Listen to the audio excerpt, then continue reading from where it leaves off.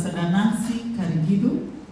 She's the Sea Ambassador, International Seafarers Welfare Association and Assistance Network, ISWAN Advisor, Blue Economy Executive Office of the President of Kenya. So Ambassador Nancy Karigithu is the Ambassador for Blue Economy. She works in the Office of the President and the Government of Kenya to formulate and implement policies and strategies that promote sustainable development and management of Kenya's marine resources and in the coastal areas. She also represents Kenya in regional and international forums, in maritime affairs, such as the Indian Ocean Marine Association of the African Union.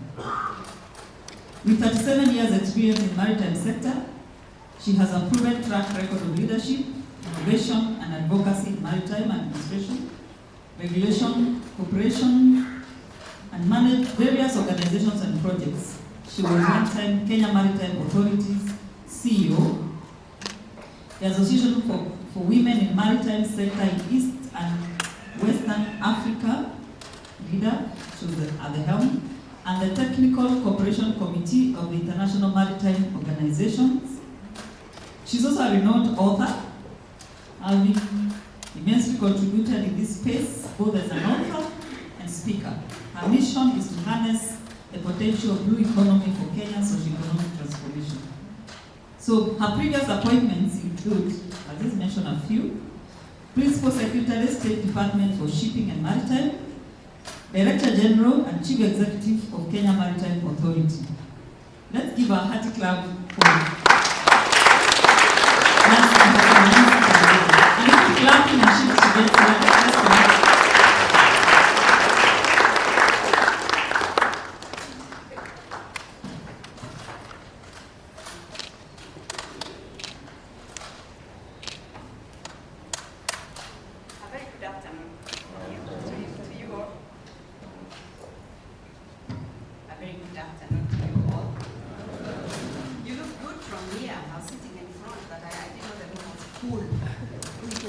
So it's nice to see you.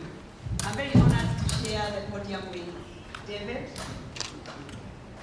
And I could have gone on and on and on to listen to whatever he was saying. And I'm going to take the cue from him. It's a graveyard shift, isn't it? Standing between you and lunch. And I don't want to bore you with a lot of technicalities. The maritime sector is a bit technical. So I just want to speak because the presentation is there. You will look at it. I want to speak a bit about my years in the maritime sector because it said my presentation I was to present on strong leadership for sustainability of the sector. And I believe I have earned that title of being a strong leader because of some of the things I'm going to say. Now, David and I met today, this morning. But interesting, David and I have interacted because of the things that she mentioned about. Waking up one day and finding myself trending on Google. Who among you has ever done that? You wake up and you have no clue, but you are number one on Google. Gosh, what did I do to deserve this? It's a Saturday. I'm supposed to have spoken in very derogatory terms about a community. And I can't remember when I said that. But it's in the nation, you know? Not even alternative media. But I said some people can't speak English, so they can't get jobs. I'm sure you know that. You heard about that story, didn't you? I'm the lady who is supposed to have said that. Only I couldn't remember. I am a mentor for industry, and I love speaking to young people and motivating them because I just love it. Because the maritime sector is good for me. And I had just stopped from KBC during COVID, around, because we do normally, that particular program is with UNESCO, STEM. And we couldn't go to hold a camp for the students. So we recorded and it was played on KBC. And one of the things I need and I must tell the students is that they are tested in English because the maritime sector has a language, one language, which is English. Or rather, everybody has chosen language. Who remembers the Costa Concordia? It was a ship that sank within sight of shore in Italy. And why did it sink? Because IMO, who is the international regulator, always after an incident investigates not to punish necessarily, but to know what we could have done there. And therefore, IMO found out that this ship sank and we had fatalities because for 11 minutes, nobody knew or could communicate effectively it was a cruise vessel, to the passengers on how to, emergency procedures, because they had a mixed passenger complement. So you speak in Spanish, the Spanish understand, and they go on this side. Then the Chinese didn't hear, then they go the other side. The Italians didn't understand what you said, they do their own things. And therefore 11 minutes were lost before people knew how to address the emergency or to obey the emergency procedures. And therefore IMO very quickly reacted and said, every ship carrying more than 15 people must have a common language for emergency. And everybody chose English. And therefore, if you're going to work on a ship, you must have a modicum level of English to understand instructions, to obey, and to communicate. And therefore, when we're doing recruitment, you finish the technical bits, and then you're given a laptop. Sit there. And you're given instructions. Go to this, do an English test. And I have seen kids failing that test. You have a job offer, but you can't go. And that's what I was trying to alert the children. Don't rely so much on WhatsApp and emojis. And that's shortcut language, learn to communicate. And then somebody decided I would say it. There's some people who don't know English. And therefore I'm threading. And I had no time, nobody asked me, nobody queried, and was I on page 3? So I reached out to him and I told him now, surely. And they are coming to demonstrate in my office on Monday. To get me out of office because of that. But give it to Media Council, I'm happy. They felt for me, and I've just learned now I have a course of action. I can get 38 million. I'm going to get a lawyer now, because they withdrew. By Monday morning, there was a small paragraph. Withdrawn and apology. So, the course of action is still alive. And I will explore that. Now, what am I going to say about this maritime sector, the blue economy? All of us know what the blue economy means. It's right there, outside there. If you've never seen the blue, after lunch you can take a walk, 2 minutes and see the ocean. That's I call it our liquid estate. Immense potential. Immense, and when I say immense, it's immense.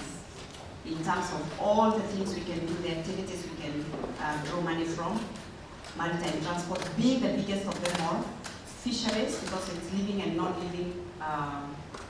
non-living resources of the sea, opportunity for energy, aquaculture, captive fisheries, and so many other things. But the point I would want to make is that for us to make sense and to draw the wealth that we can, we need to understand it in a very different way than we do now. And I forgot to say something. I am Special Envoy for Shipping and Maritime and attached now as advisor in the Office of the President. Let me say this. Anything I say has nothing to do with that role. Disclaimer, this is me speaking. So let me be not to be quoted. Is that confidential? Private and confidential. What I mean is, whatever I say, this is Nancy Karigithu speaking. not the office. So the point I wanted to make is that unless we understand the maritime sector and treat it as in an integrated manner, we'll always not be able to draw the benefits that we have, because the mistake we do, or our bank is looking at it in silo mentality instead of integrating it. Just one example, shipbuilding and repair, they don't go, sio meli napeleka kule naenda kufanya kazi, it's the air, isn't it? They go by air, so there has to be very good integration between the air transport and the maritime transport. Can we do that in Kenya? Of course. More international airports, international, not local. A major port. If we integrated our systems and make it so efficient in a way that the crew come in, and they don't even have to come to Mombasa by the way to the port. They can be taken, the ship docks, huyu anaingia, mwingine anatoka. You make money. So those are the kind of things I keep saying. And one thing I always asked KRA in terms of the shipping industry when I see you is, we know so much how to generate revenue, but we can do it in another way to make the revenue from the maritime sector. Ignore little things that make it so much wider. So let me talk a bit about my journey in the maritime sector. And I want to start by just making reference to the Olympics. It just ended, isn't it? I could never run or do anything in the games to save my life. But that doesn't mean that I don't admire the people who do it. Like the marathoners, the people who run the marathons. Don't we admire them? And we love the gold, They brought us fame, a very good reputation. Because you know, everybody knows that we will all run the marathon. But who will win? Only the Kenyans. Everybody runs the marathon, but only Kenya gets the medals. But now, last week I was in South Africa and I learned about another race. They don't do the marathon, they do the ultra marathon. Ultra marathon means something you've not even seen. The marathon we know in Kenya, it runs for 2 hours, isn't it? There's this, guess how many? 12 hours. It's called the ultra marathon, the comrade race.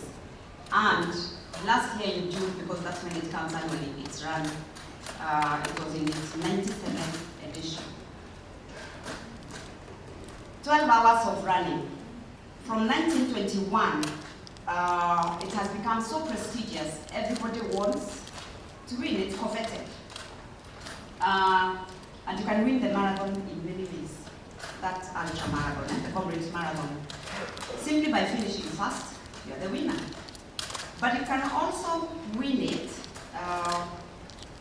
by running under 9 hours, because somebody who ran it then, you can earn something called the Roman medal by winning it for after 9 hours. I mean, less than 9 hours, the 12th. You can even win it by running against people who are not running, because somebody put an award of running it under 6 hours. They had a long bet, but you can get his award. He's not running, but you're running against him. Or even if you beat somebody who ran under 9 hours. But you know what? You can run it by beating the real competition. The real competition is the pain you get in running. Okay? The pain and fatigue that you're running to conquer, not the person in front of you. And isn't that what we are trying to do? The lady who comes and thinks of an innovative way of managing her reputation. Like I also did, by the way, let me say, I learned that with the press, I give them a little, they want questions? They ask me. I tell them, Apana, still for send me a listen. Because I realize the maritime sector is complicated. So we always have a conversation which is recorded. And it has saved me once or twice when the printer was not in line with that. So, about this marathon race, last year I ran the race of my life. Not the marathon,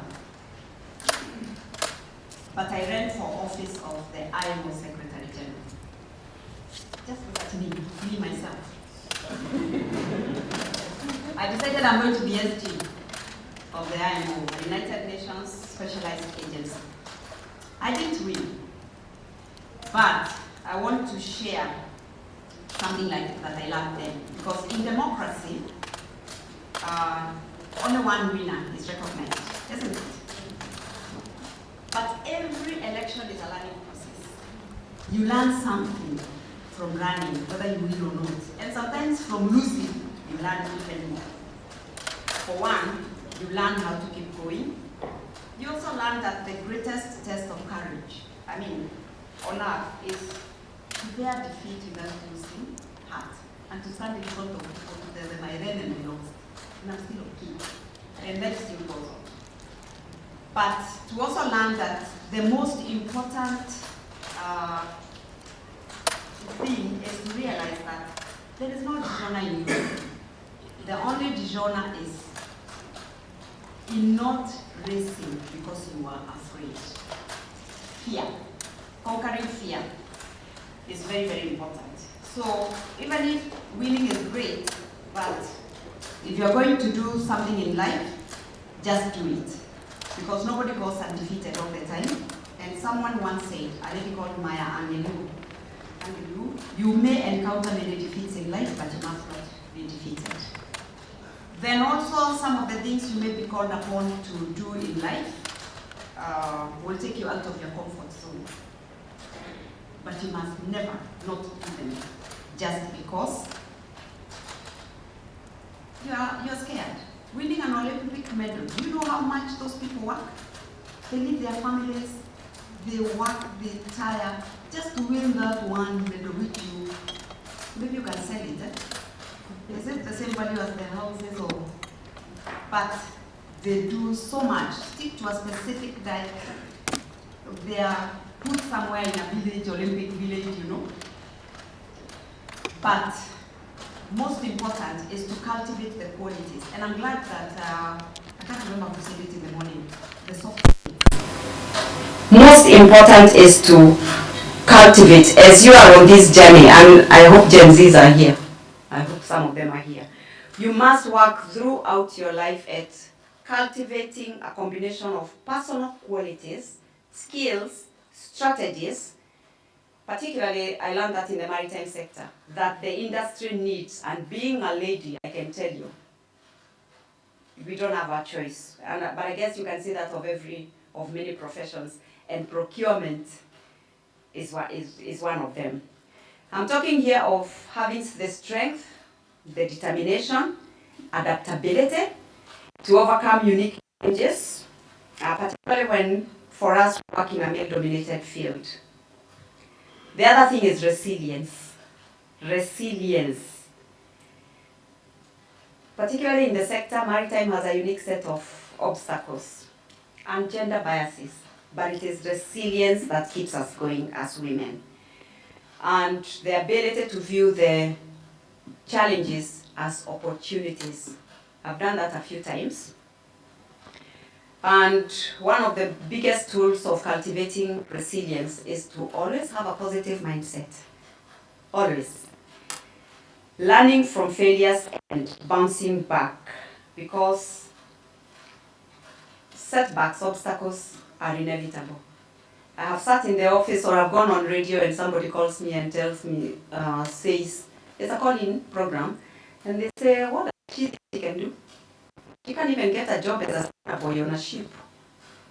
I don't know what a spanner boy is.